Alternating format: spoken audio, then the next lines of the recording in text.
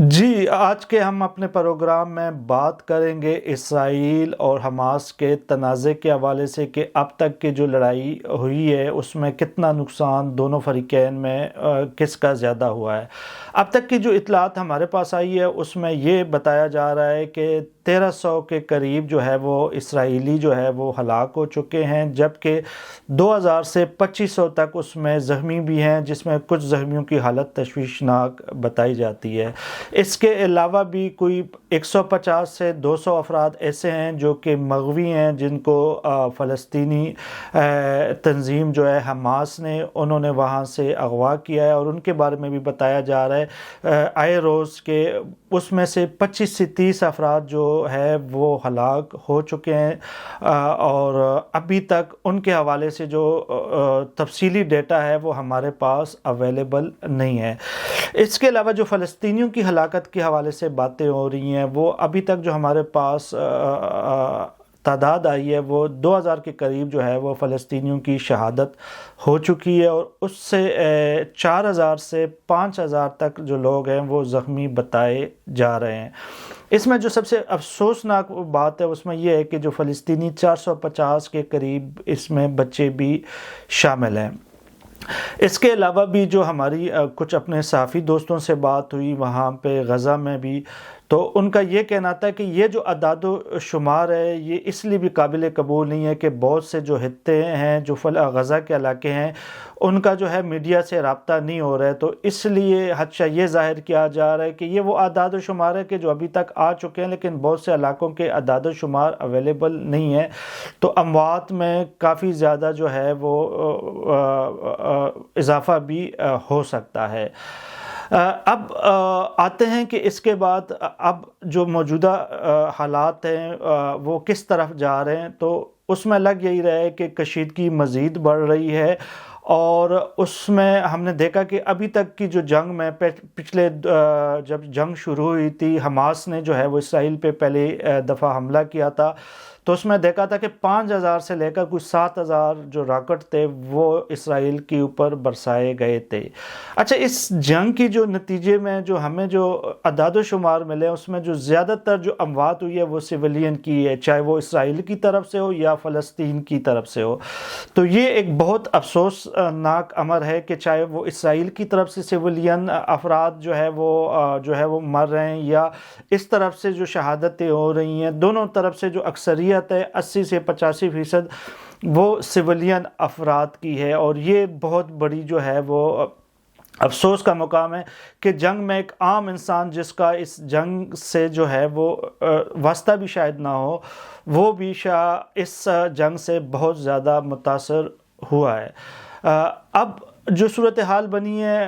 6-7 دنوں کے بعد، اب جو موجودہ صورتحال بنی ہے اس میں ہمیں یہ لگ رہا ہے کہ پہلے 1-2 دن میں ہم نے دیکھا کہ حماس نے اسرائیل کے کچھ علاقوں میں بھی اندر بھی گئے، اور وہاں پہ انہوں نے کارروائیاں کی، وہاں سے انہوں نے کچھ ٹینکس وغیرہ، کچھ پولیس اور کچھ ہم نے دیکھا کہ جو آرمی لوگ تھے ان کو بھی انہوں نے یرغمال بنایا، لیکن اس کے بعد ہم نے دیکھا کہ اسرائیل نے اپنی گرفت جو ہے وہ قائم کی۔ سب سے پہلے انہوں نے اپنے جو علاقے تھے وہ خالی کروائے،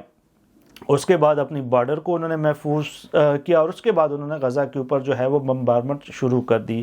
اب جو موجودہ صورتحال ہے اس میں حماس کے کچھ لیڈرشپ کی طرف سے جو ہے وہ یہ اطلاعات آ رہی ہیں کہ وہ کہہ رہے ہیں کہ ہم بات چیت کے لیے تیار ہیں، اور ہم جو ہے مذاکرات چاہتے ہیں اور جنگ بندی چاہتے ہیں، لیکن اسرائیل جو ہے میرے خیال میں اب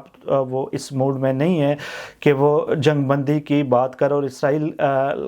اسرائیلی حکومت کا یہی موقف ہے کہ ہم نے جنگ کی ابتدا نہیں کی تھی، ہمارے اوپر جنگ مسلط کی گئی تھی، ہمارے بہت سے شہری جو ہے معصوم شہری، سویلین شہری وہ ہلاک ہوئے، اور ہم اس کا بدلہ لیں گے۔ اب انہوں نے جو غزہ میں جو شمالی غزہ میں انہوں نے 24 گھنٹے کی جو ہے مہلت دی ہے کہ ان لوگوں کو کہا ہے کہ یہ اپنا علاقہ چھوڑ کر جو ہے جنوبی غزہ کی طرف نقل مکانی کریں، اور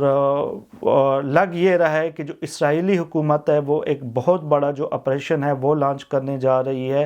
اور ان کے خیال میں حماس کے زیادہ تر لوگ جو ہے وہ شمالی غزہ میں ہیں، تنصیبات بھی ان کی وہی ہے، اور اسرائیلی حکومت جو کلیم کرتی ہے وہ یہ کہتی ہے کہ حماس نے اپنی جتنی بھی جو ملٹری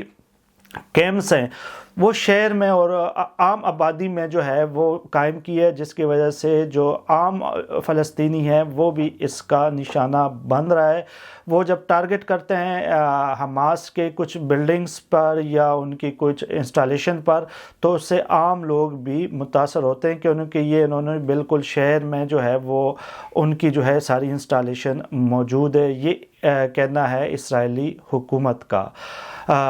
اس کے علاوہ بھی جو ہے اس وقت جو ہے بہت بڑا بحران غزہ میں موجود ہے، وہاں پہ بجلی نہیں ہے، وہاں پہ گیس نہیں ہے، وہاں پہ ادویات نہیں ہے، اور وہ جو زخمی ہیں ان کے لیے جو ہے ڈاکٹر نرسز کے حوالے سے کافی مسائل ہو رہے ہیں۔ لوگ اپنی مدد آپ کے تحت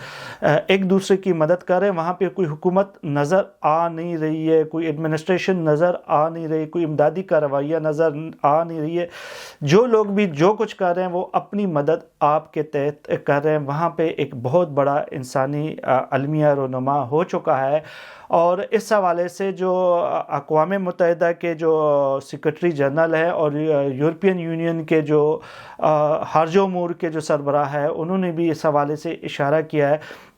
کہ اسرائیل کی طرف سے جو کہا گیا ہے کہ 24 گھنٹے کی اندر جو ہے وہ شمالی اسرائیل کو چھوڑا جائے، یہ ممکن نہیں ہے، اور ابھی وہاں پہ تو سب سے پہلی بات یہ ہے کہ خانہ جنگی ہو رہی ہے، اس میں ان کے لیے وہاں سے نکلنا ہی مشکل ہے۔ دوسرا یہ جو غزہ کی پٹی ہے، یہ دنیا کے گنجان ترین آبادیوں میں جو ہے اس کو گنا جاتا ہے۔ یہاں پہ آبادی بہت زیادہ ہے، اور یہ 11 لاکھ افراد ہے اس شمالی غزہ میں، اور ان کو کہا جا رہا ہے کہ آپ جنوبی غزہ میں چلے جائیں۔ اگر وہ جنوبی غزہ میں چلے بھی جاتے ہیں تو ان کے پاس تو وہاں پہ سر چھپانے کو بھی جگہ نہیں ہے، اور وہاں پر بھی بجلی بھی نہیں ہے، گیس بھی نہیں ہے، ادویات بھی نہیں ہے، کچھ بھی نہیں ہے، تو وہ کیسے وہاں پہ سروائیو کریں گے؟ اور کسی بھی علاقے میں لوگوں کو اپنے مکانات، اپنے علاقہ چھوڑنا جو ہے وہ مشکل دکھائی دے رہا ہے۔ اس حوالے سے جو ہے وہ جو کچھ ہماری فلسطینی صحافیوں سے بات ہوئی تو ان کا یہ کہنا تھا کہ جو اسرائیل کا یہ ایک پلان ہے کہ جو شمالی غزہ ہے اس کو ایک سیکورٹی زون میں وہ سب سے پہلے وہ تبدیل کرے، اور وہاں پہ وہ اپنا کنٹرول حاصل کریں، اور اس کے بعد جس طرح کی آبادکاری دوسرے شہروں میں ہوئی ہے پہلے غزہ کے کچھ علاقوں میں، تو وہاں پر بھی وہ اپنی آبادکاری جو ہے وہ پھیلائے، اور جو فلسطینیوں کو صرف جنوبی غزہ تک ہی محدود رکھا جائے۔ تو جو فلسطینی صحافی ہے وہ یہ سمجھتے ہیں کہ اب جو ہے اس جنگ کے نتیجے میں اسرائیل اپنے آپ کو مزید ایکسٹینڈ کرے گا، اور فلسطینیوں کے پاس جو علاقے ہیں وہ بھی توڑے رہ جائیں گے، تو وہ اب اس حوالے سے سوچ رہا ہے۔ اب جو سب سے بڑی بات یہ ہے کہ یہ حماس نے حملہ سٹارٹ کیا تھا، آخر اگر حماس اس جنگ کو جاری نہیں رکھ سکتا تھا، اگر وہ یہ سمجھتا تھا، آج وہ یہ کہہ رہے کہ ہمیں بات چیت کرنی چاہیے، تو وہ کیا مقاصد تھے جو وہ حاصل کرنا چاہتا تھا؟ اور اس کو تو میرے خیال میں فلسطینی عوام کو بھی حماس سے پوچھنا چاہیے کہ اگر آپ نے ایک جنگ جاری کی اور آپ اس کو منطقی انجام تک نہیں پہنچا سکتے تھے، اور اس جنگ کے نتیجے میں فلسطینی عوام کے مسائل میں اضافہ ہوا، تو آخر وہ کیا وجوہات تھی کہ انہوں نے اس حماس نے جو ہے وہ جنگ شروع کی، اور اس کے نتیجے میں اب فلسطینیوں کو اپنا علاقہ بھی چھوڑنا پڑ رہا ہے، وہاں پہ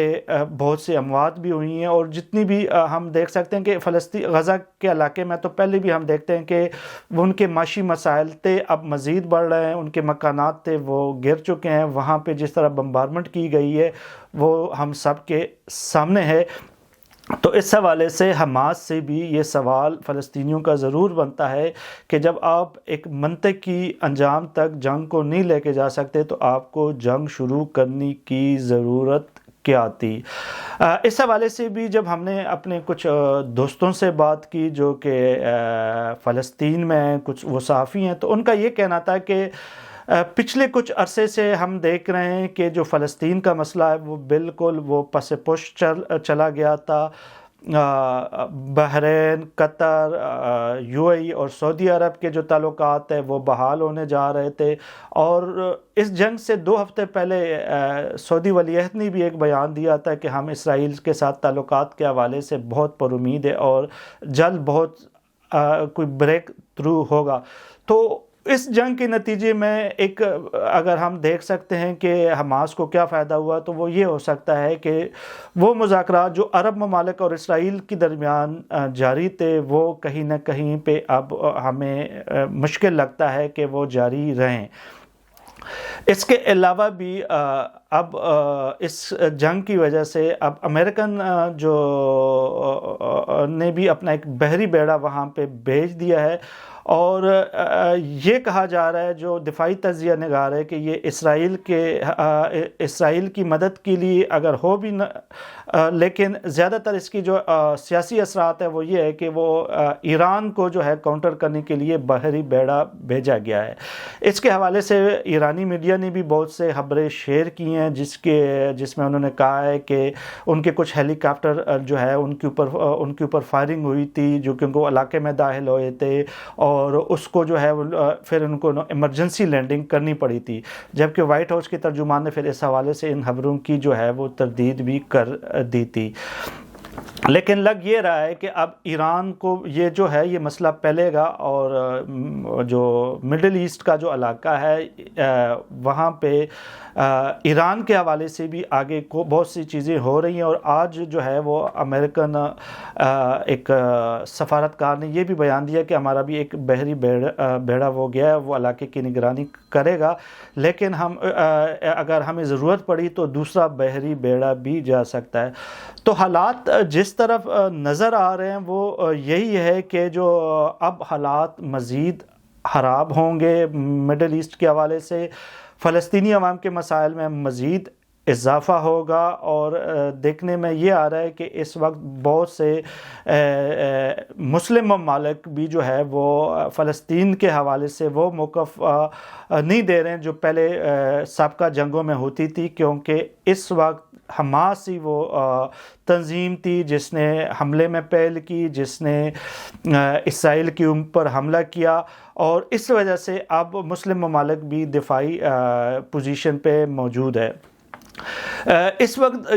ہم یورپ میں رہتے ہیں، تو یورپ میں بھی جو ہے ہم نے دیکھا کہ جو ممالک ہے ان کی بے شک جو بھی پالیسی ہو، لیکن جو عوام ہے وہ دو دھڑوں میں تقسیم ہو چکی ہے، واضح تقسیم نظر آتی ہے، اور وہ یہ ہے کہ اکثریت جو ہے وہ فلسطین کے حوالے سے وہ کہتے ہیں کہ وہاں پہ انسانی حقوق کی جو صورتحال ہے، جس طرح بمبارمنٹ ہوتی ہے، اس کے اوپر پریشان دکھائی دے رہی ہے، اور یہ چیزیں جو ہوتی ہیں، جو عوام کا جو آواز ہوتی ہے، یہ حکومتوں کو بھی کہیں نہ کہیں پہ پریشرائز ضرور کرتا ہے۔ لیکن فلسطینی عوام کو بھی اپنے آپ سے یہ سوال ضرور کرنا چاہیے، اور ہمارے مسلم ممالک کو بھی، کہ حماس کو کیا ضرورت پڑی تھی اس وقت جب کہ عرب ممالک کی اسرائیل کے ساتھ بات چیت ہو رہی تھی، اور سعودی عرب کوشش کر رہا تھا کہ دو ممالک کے حوالے سے جو ہے وہ اپنے کچھ مطالبات بھی انہوں نے اسرائیل کے سامنے رکھے تھے، اور اس دوران جو وہ ایک حملہ کرتے ہیں اس سے جو ہے وہ جو عرب ممالک کے درمیان اور اسرائیل کے درمیان جو بات چیت ہے وہ پس پش چلی جاتی ہے۔ دوسری بات ہم مسلمانوں کو یہ بھی سمجھنا چاہیے کہ حماس جو ہے وہ فلسطینیوں کی نمائندہ تنظیم نہیں ہے، فلسطین کی بہت سی جو ہے وہ نمائندہ تنظیمیں، اور حماس بھی اس کا ایک ہے، لیکن جو بہت سے عوام ہیں وہ حماس کو پسند بھی نہیں کرتی، اور یہی بات ہمارے ساتھ مختلف جو فلسطینی صحافی ہیں انہوں نے بھی کہی ہے، اور ان کا یہ کہنا تھا کہ اس وقت جو حماس کے اس عمل کی وجہ سے فلسطینی ایک عام شہری ہے بہت متاثر ہے، اور بہت سے جو عام جو شہری ہے وہ حماس کے کسی بھی جو رویے کے جو ہے وہ حمایت بھی نہیں کرتے۔ فلسطین کے اندر حماس کے حوالے سے بہت سے جو ہے وہ سوالات اٹھتے ہیں، تو یہ چیز بھی ہمیں ضرورت ہے سمجھنے کی، اور کیا یہ چیز تو نہیں ہے کہ حماس کسی کا ایجنڈا فالو کرتے ہوئے فلسطینی کاز کو اب نقصان پہنچ رہا ہے، کیونکہ اگر آپ جنگ کو منطقی انجام تک نہیں پہنچا سکتے، اور آپ اس پوزیشن میں کہ آپ غزہ کی بھی اینٹ سے اینٹ بجا دی گئی، وہاں پہ ہم نے دیکھا کہ اسکول بھی برباد ہو گئے، ہسپتال بھی پر بھی بمبارمنٹ ہوئی، اور اس وقت حماس خود جو ہے وہ کہہ رہا ہے کہ ہمیں جو ہے امن کی طرف جانے چاہیے، مذاکرات اور جنگ بندی کی بات کر رہے ہیں، تو اگر آپ آج جنگ بندی کی بات کر رہے ہیں تو سوال یہ ہوتا ہے کہ پھر آپ نے حملہ کیوں کیا؟ یہ بہت سے ایسے سوالات ہیں جس کا جواب ہمیں وقت آنے پر ملے گا، لیکن اس جنگ میں جو سب سے زیادہ نقصان ہوا ہے وہ صرف عام شہریوں کا ہوا ہے، سویلین کا ہوا ہے، چاہے وہ اسرائیل کی طرف ہو چاہے فلسطین کی طرف سے ہوا، اور جنگ میں جو سب سے زیادہ نقصان ہوتا ہے وہ عام شہریوں کا ہی ہوتا ہے۔ تو جنگ کسی بھی مسئلے کا حل نہیں ہوتا، جنگ بذات خود ایک بہت بڑا مسئلہ ہوتا ہے۔